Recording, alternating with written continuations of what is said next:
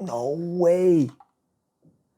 Yo, I want to sound like crazy, but look at that fucking needle. Lord have mercy. All right, go time, baby. First of all, let me pull out my...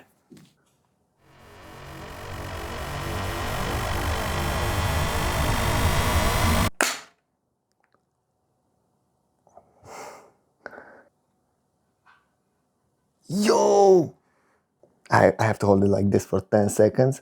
I did rub it in a circular motion as per instructions. This is crazy, the sound that it popped on my arm. I just mounted a CGM on myself, and I'm about to do what I like to call the sugar daddy test. This test is meant for me to better understand how my body handles sugar. I like to eat sweets, I'm guilty, so in order to set the canvas, set the stage, I'm gonna pick one sport, in this case, running. And they're gonna be six workouts. And they're gonna be divided into easy runs and hard runs. The first runs, these are essential because they set the main stage. These are the base runs. And there's gonna be like one easy run, one hard run, no sugars. Second set of runs, one easy run, one hard run, sugar before the workout. And the last two, one easy run, one hard run, sugar after the workout. And hopefully by the end of these 6 workouts, I have a better understanding of how my body processes sugar and if it's better to eat sugars before my workouts or after, because I always had this debate in my mind. I do have to do another test day, and that is tomorrow, where I basically only eat sweets. The reason for this is I have to see if there is a difference between different types of sugars and sweets and how my body manages them when I'm not doing any sports at all. All right? This sensor is only good for 10 days, so let's put some pep in the step and let's get this test started. So I've chosen the sugars or sweets that I actually eat most often. I eat more, but these are the most common, and I don't think I can eat all of them, but I will see. I hope, hopefully. I have 20 grams of sugar. This will be like the baseline. 20 grams of sugar will be like the baseline. And why 20 grams of sugar? Well, I'm going to tell you right now. 20 grams of sugar because most of these have 20 grams of sugar in them, and I'm not going to put the exact amount for each one. I'm just going to use how much I usually eat. All right? So we got this bar has around... So this chocolate bar is one of my favorites, and it has 20 grams of sugar. This Kinder Bueno, which is also one of my favorites, has also around 20 grams of sugar. This apple, I think this apple, it's... Hold on. I measured it, and at around 200 grams, it should have around 20 grams of sugar. This banana is 235. It should have around 25 grams of sugar. This is 20 grams of sugar, and with honey, I think around 1 or 2 tablespoons max. That should get me to that number of what I need. And this one is a strange one. This one I'm gonna test the last one because this entire chocolate bar has 20 grams of sugar. So I'm not gonna eat the entire bar. I usually eat per day or per sitting or whenever I go before my workouts, 2 squares, and that's it. Yeah. This is how I'm gonna test it. I'm gonna record each one, so I'm gonna put some screenshots of the graph where it shows where the blood sugar. Right now my blood sugar is at around between 90 and 100, which is perfect. I forgot one thing. Some dates. I do like dates, so I'm gonna eat some dates as well. These are also on the list. Hopefully I will be able to finish all of these. If not, I don't know. I'm gonna start with the most common ones, right? I'm gonna see. I'll wing it. I'll do it in some way. For the runs, I'm either gonna use pure sugar or honey, but I think I'm gonna use honey just because I have to eat 2 tablespoons and it's more appetizing than pure sugar. With this, I need to make like a tea or something. I'm not gonna gobble up 20 grams of pure sugar. Let's start this test. Who's the lucky winner for the first pick? This one. Yes, yes, yes.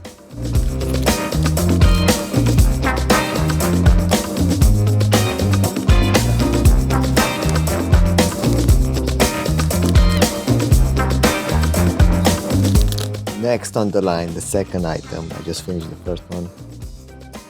I'm gonna eat the banana. Phew, I always do this. By the way, do you guys peel the banana from this end or from this end? I always do it from this end just to get rid of this stem.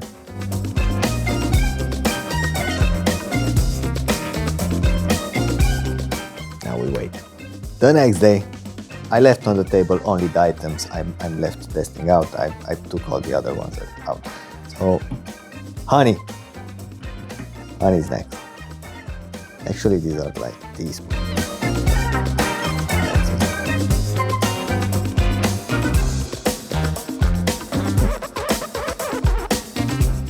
As always, we wait now. Next up, the dates. Oh no, you left the apple alone. Don't worry, I'm gonna get it that too. Around 4 dates, first one.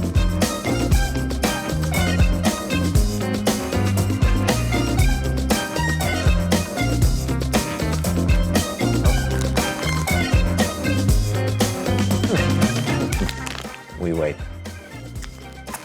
Alright. Last but not least, the apple.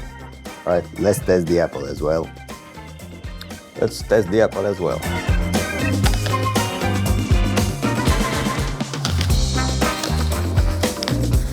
But I have a particular way of eating my apples. So I always go round like this.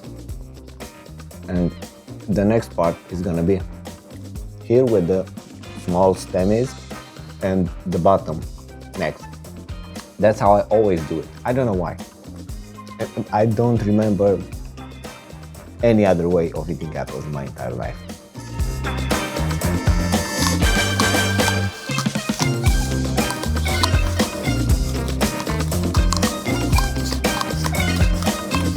Alright, now we wait. Now that I tested all the sweets, it's time to move on to the juicy part, and that is showing you the graphs and how each of the sweets perform. But I have to mention one thing. Actually, I have to mention 2 things. First of all, I couldn't eat all the sweets in one day. It takes a very long time to eat and wait for the sugar to pump up, get back down, and stabilize in order to get to the next one. Plus the meals I had to eat throughout the day, the normal meals, plus the things I had to do. But have no fear, I managed to do it in 3 days and I ate all the 5 sweets. I said 5, you saw more in the clip, and I couldn't test the chocolate, the dark chocolate as well. I mean, I couldn't test it. I didn't want it tested because I wanted to have like a baseline of 20 grams of sugar, and the entire chocolate bar had 20 grams of sugar. All right, let me show you now each graph and explain how each sweet perform, and after that we can move on to the next part. All right, first off, the chocolate bar. In 3, 2, 1, bam. As you can see, a spike. Nothing out of the ordinary. It took around half an hour to spike up, it took another half an hour to get back down, and it took another, let's say, 1 hour to stabilize. So this is like a chocolate bar on an empty stomach. Nothing normal, nothing, nothing out of the ordinary, everything normal. Let's move on to the next one. the banana. In 3, 2, 1, bam. Very similar, but for this one, I was very surprised because I always thought that the banana, since it should have more fibers, the spike shouldn't be that high, but in actuality, it is in the same ballpark as the chocolate bar. So the first two sweets are at the same level, both spike up the blood sugar levels. All right, let's move on to the third item, which is the honey. In 3, 2, 1, bam. The honey, as you can see, out of the 3, has the highest spike. And I think the reason honey has the highest spike up until now is that honey is liquid and honey absorbs very fast into the system. So the body can access its energy levels very quickly. So that's why I think honey has the highest spike. Let's move on to the next one. Dates. In 3, 2, 1, bam. Dates, similar spike, but I think because the dates have a little bit of fiber in them, the spike, as you can see, is a little bit lower. So yeah, all 4 up until now are very similar, right? One more left. And at this point I said I have the apple left, and probably it's gonna perform in a similar fashion as the other 4. So let me eat it just to have the graph, just to show you. So let me show you the graph in 3, 2, 1, bam. Very different, very different. Now, I believe because apple has so many fibers, and I thought the banana had as well, that's why the spike is not that high. To be frank with you, I did test another apple randomly. I didn't record it, but just randomly I tested another apple and it had a similar spike. So with that being said, I think I will include on my dessert list more apples for sure. Now that you're seeing all 5 graphs and you can have a better understanding of how they perform in my body, now that this is out of the way, I think it's time to move on to the juicy part, and that's the running. So let's not waste any time and start running before my CGM expires. Yes. All right, good morning. It's around 8 a.m. right here. I'm about to do the first base run, the first benchmark run. I'm sorry if my voice is not that enthusiastic. It's just too early in the morning, that's all. Zone 2, around 45 minutes to maximum 1 hour with warm up and cool down. And I think that's about it. Yeah, let's start this. So, let's get to it.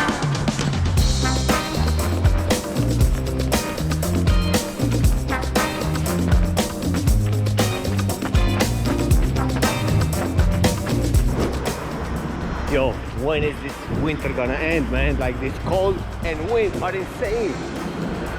I'm fed up to here with this cold. Having to hold this camera in my hands are like numb. Like, Lord have mercy, can you please give us some good weather? Golly, man. Good morning. It's time for the second benchmark, and that is the high intensity workout. It's icy. It's cold as fuck, but Lord have mercy, I'm about to smoke it. I need to warm up. My hands are cold. See you on the other side.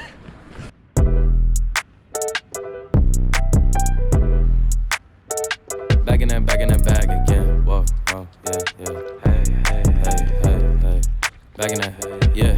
Tell them to watch it. Now I ain't talking my pockets, just know we ain't running out the way that we stock it. If I got it, you got it. If I call it, she slide and tell her to mop it. Yeah, I got that shit doing. Then she took that thing off and bring it around. Going at it till I'm on. Put that 90 in the hole, I'm beating it down.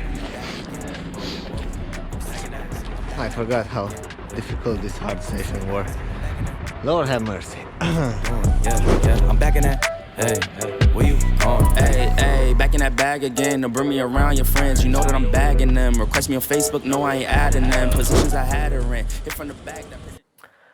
Alright guys, as you can see on the screen, both benchmark workouts, the zone 2 and the high intensity one. I'm gonna try to explain what actually happened on both graphs and why it makes sense to me.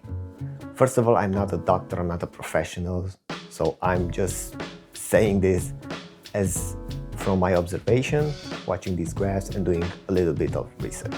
So what you're seeing is that in both runs, the high intensity one and the low intensity one, there was a little bit of spike in sugar. Nothing crazy, but a little bit of spike in sugar.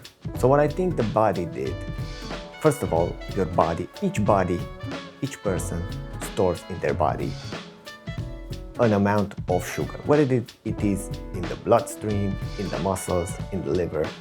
There is a quantity of sugar for your body to tap into whenever it needs. And in cases like this, I'm working out, my body needs a little bit of sugar to provide the necessary energy, and it taps into that sugar.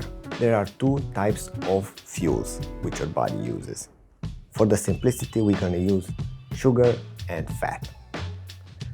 The sugar is usually needed, the higher the intensity, the more sugar it needs. And for the fat, the lower the intensity, the more fat it needs. So for example, if I'm doing a high intensity workout, it will need more sugar and less fat.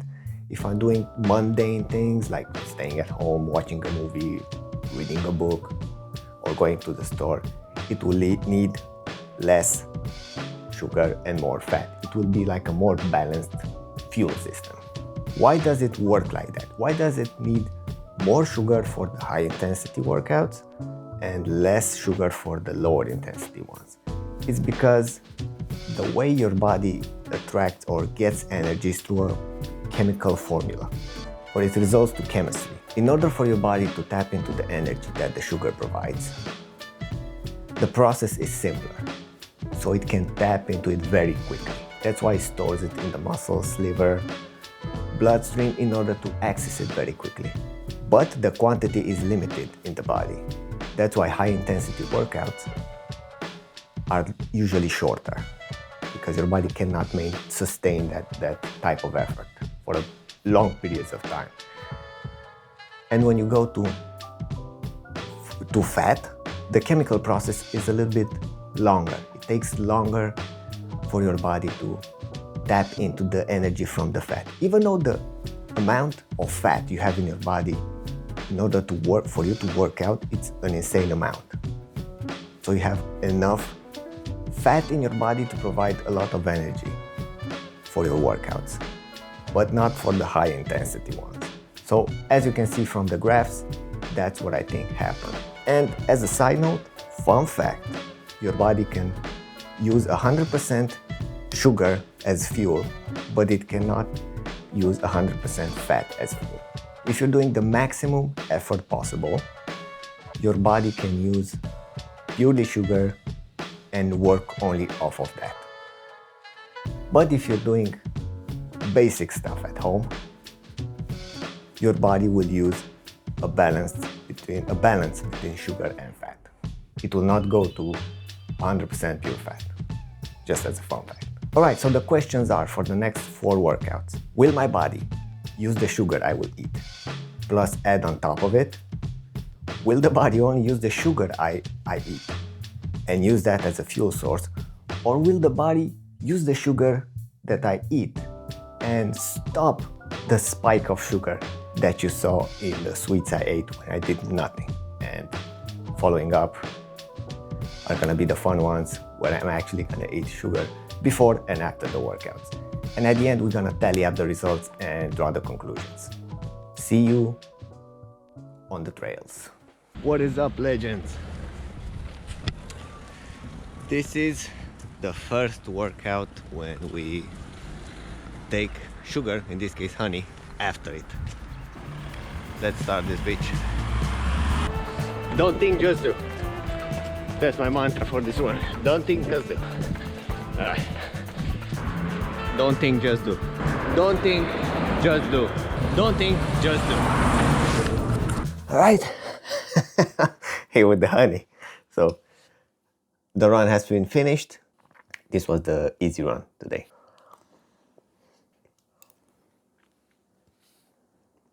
Not gonna lie, this is very good. This challenge has been a little bit more difficult than I thought.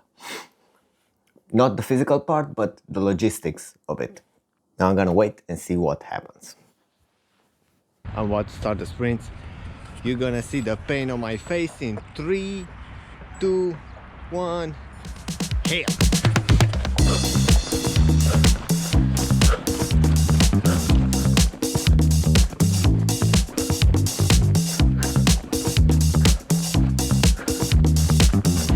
Oh my goodness. Lord have mercy. Lord have mercy. Oh my God.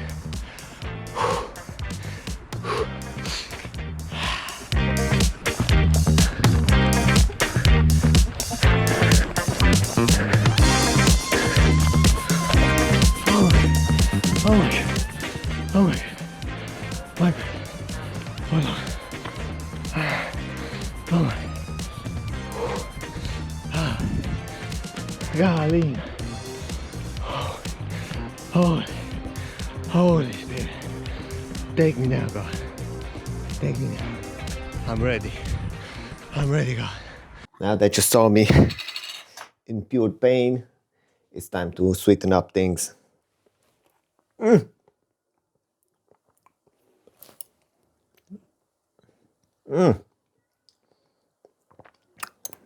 The things I do for science. Nothing else I can say about this. Let's see how we did on the first two runs. And I'm gonna show you the graphs in 3, 2, 1, bam. There we go. As you can see, both graphs are very similar. Both have the normal spike during the workout, as we saw during the baseline runs, but they also have the spike after I ate the honey, which is quite normal. I didn't know what to expect for these workouts, but these are the results. I have a question now, because this is something I do not know. What does the body do with this sugar? Like, does the insulin take that sugar and store it in the body as fat for later on to use as energy? Or does it take it and replenishes the lost sugar? Or maybe it does a little bit of both. I have no clue what it does to it. Now, if there is a medical specialist who sees this video, who watches this video and knows the answer, please leave it in the comment below. Even though the spikes were not as high as they were when I did them on an empty stomach, and I did nothing for the rest of the day on the sweet test day, they are pretty close. But I also have to take into consideration that the sensor does have a margin of error of, I think, 10 milligrams per deciliter. With these 2 runs done, I have 2 more runs to conclude. Alright, let's go and hit the trails again. See you after the runs.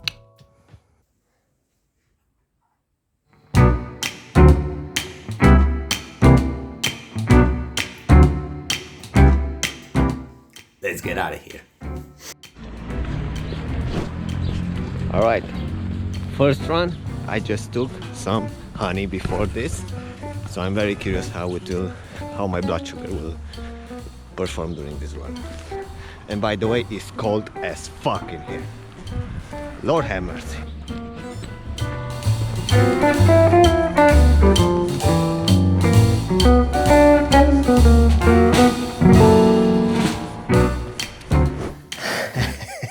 Alright guys, we're about to embark in the pain cave. Today's hard session, honey, before the workout.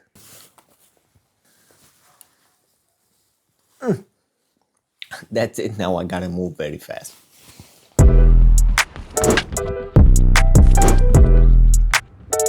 Back in that bag again. Whoa. All right, the runs are totally over. It's time for the results. And be ready in 3, 2, 1, bam. There we go, guys. Very different. As you can see, different set of results, as we can see here. Definitely, I saw 2 spikes in the set of runs with sugar after, so both during the workout and after I ate the honey, but here I can only see 1 spike. And to be honest, it's not that big of a spike compared to the first set of runs. It's more similar to the baseline runs, but with a little bit higher spike. Now, I have another question. What did the body actually did with sugar, or do with the sugar? Did it utilize 100% honey, or did it use a combination of some sugar produced from the body with a combination of some sugar from the honey I ingested, and the rest it replenished, or actually maybe it stored in the body as fat, or who knows what it did with the rest of the sugar. Very interesting results for both set of runs. Definitely I got a lot of answers, but I do have some more questions. And the questions are: what should I do next? What's next? What should I do with these results? What's the conclusion here? Well, first of all, I learned a lot. You can only see here the part that I tested for the runs, but I also did a lot of like personal tests with different types of meals. So the first thing I would say, I encourage everybody or anybody to do this type of test for 2 main reasons. First of all, you will have a much better understanding of how your body deals with sugar, how your body performs when you ingest different types of foods. This is what I've learned. I didn't know any of this, so I just learned it by using this CGM for a period. So even if you are healthy, you don't have to be like a diabetic or none of that. You can do this type of testing. And the second of all is like, if you're doing like your yearly blood sugar or your yearly blood tests, knowing in advance how your sugar is doing in your body or what it does and how your body performs with different types of sugars and foods, you will not be surprised when the results come in from your blood levels. So yeah, these are 2 reasons why I would recommend everybody try this or do this. It's very enlightening for in a personal level for each individual. So on this test, I can only speak about myself. Another thing I discovered is that, it was very interesting to see as I was monitoring my blood sugar levels throughout these 10 days, is that the blood sugar, it's not stable in the body. Even when I'm not eating anything, the blood sugar is like does fluctuate.